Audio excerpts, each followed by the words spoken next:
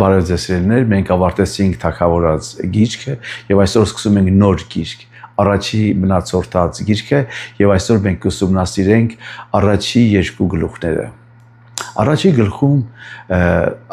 մենք տեսնում ենք անունների ցուցակներ։ Պարզապես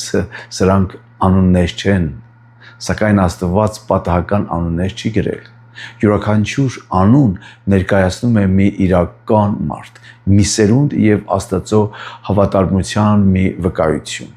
Ադամից մինչև Նոյ, Աբրահամից մինչև Իսրայելի ցեղերը Աստված ցույց է տալիս, որ իր ծրագիրը շարունակվել է սերունդ, անկախ մարդկանց անհավատարմությունից։ Երկրորդ գլխում հատուկ ուշադրություն է դարձվում Հուդայի ցեղին։ Սա պատահական չէ, որովհետև հենց Հուդայի ցեղից պետք է գար խոստացված Մեսիան։ Դարեր շարունակ Աստված պահպանում էր այդ սերունդը, պատրաստելով ճանապարհը Հիսուս Քրիստոսի գալստյան համար։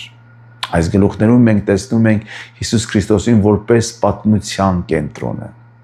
Թեև թվարկվում են բազմաթիվ անուններ, ամբողջ այդ տոհմաբանությունը տանում է դեպի մեկ անձ։ Այո, ճիշտ է, Հիսուս Քրիստոսը։ Նա է Աբրահամին տրված խոստման իրականացումը, Դավթի գահի հավիտենական թագավորը եւ աշխարհի փրկիչը։ Աստված երբեք չի կորցրել վերահսկողությունը պատմության նկատմամբ։ Նա առաջնորդել է յուրաքանչյուր սերունդ, որպեսզի ճիշտ ժամանակին ուղարկի իր որդուն։ Այս գլուխները մեզ հիշեցնում են, որ Աստված ճանաչում է յուրաքանչյուր մարդու իր անունով։ Եթե նա հիշեց հազարավոր մարդկանց անունները իր խոսքում, ապա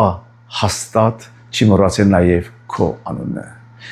Քո կյանքն էլ կարող է դառնալ Աստծո մեծ ծրագրի մի մասը, եթե վստահես Հիսուս Քրիստոսին եւ քայլես նրա ճանապարհով։